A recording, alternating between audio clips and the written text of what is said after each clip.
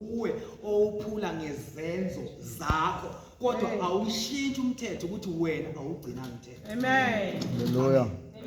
Uma siphila la eSouth Africa kuthiwa uma uhamba ngemoto kuthiwa keep left and what and pass by right. Okusho ukuthi uma kuthiwa keep on kodwa nje lokho bathi ke uma siphambana wena driver ngale nawe driver ngala hlulanani ama-passenger abeka left wonke umthetho lo abawuphulayo umthetho kuyenzeka baphambane nezimoto kwilane eroko ngoba umthetho uphulwa yibo kodwa umthetho ulokhu umile kodwa yibo baphambi emthethweni. Alibonge igama lenkosi. So uthi ndodana yami ungakhohlwa umthetho wami.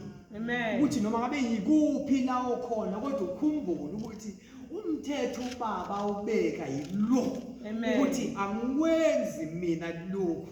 Amen. Kusethi ke kepha inhliziyo yakho mayigcine inhliziyo. Amen. Ukuthi mayigcine inhliziyo. Yini inhliziyo kufanele kube iyona egcinayo imiyalo. Inhliziyo iyona hard drive ekwazi ukuthi igcine yonke into kwedlula ingqondo. Ingqondo iyaprocessa, inhliziyo iyastorisha izinto.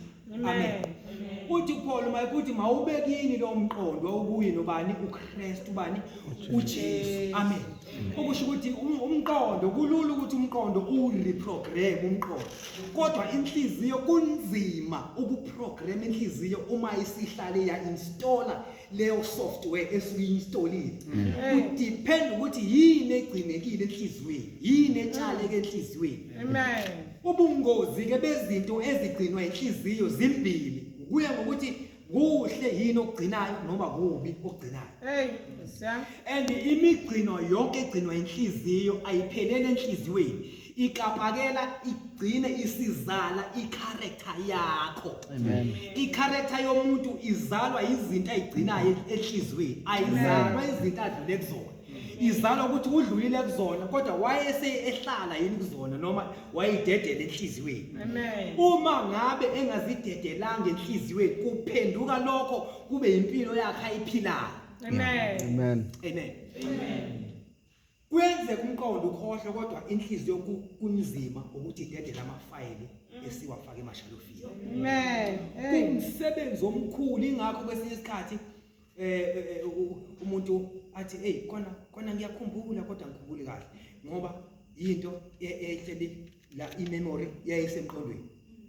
Umqondo kunezinto ongakwazi ukugcina zonke. Ingakho noma uma iphambi kwabantu abantu bakwazi ukuthi umqondo wabo icapacity engqondo yabo ikwazi ukuthi uthathe into ayikwazi ukwenza kakhulu ngale kwe-hour overload ithola ukuthi akasakhumbula ukuthi khona eqaleni yini ekade sikhulunywa ngayo ngoba usuweqe into engaphezulu kokuthi umqondo wakhe angawubanga.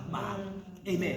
Ufuna kusuke kubaleka ukuthi uphinde unikeze ibreak. Ingakho nasesikoleni omamthidos bafike bafundise lawo ma-minute lawo badedele ingane zihambe ziyodlala zirelease zishayise umqondo ukuze zikwazi futhi ukuthi ziphinde iqale phansi. Azikwazi ukuthi ingqondo ngesikhathi esisodwa ibambe izinto eziningi ngesikhathi esisodwa. Kodwa inhliziyo ingafayilisha amafayili kusukela wena uyi-teenager uze ube na 50 uthi angikhohlwa ukuthi kasibani babulala ubaba.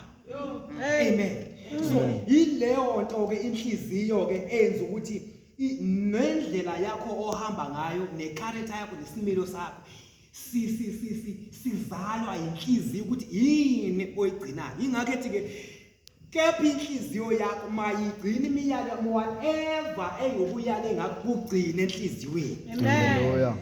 Ngoba inhliziyo yakho yiyo ezositshela ukuthi uyathakatha noma umuthi ungawuphathi. Kodwa sibona indlela okwenza ngayo, sibona indlela othitha ngayo abantu ukuthi lo nayo inhliziyo yomthakathi. Phela ukuthi amakhamba okuhlanganisa kawazi. Amen.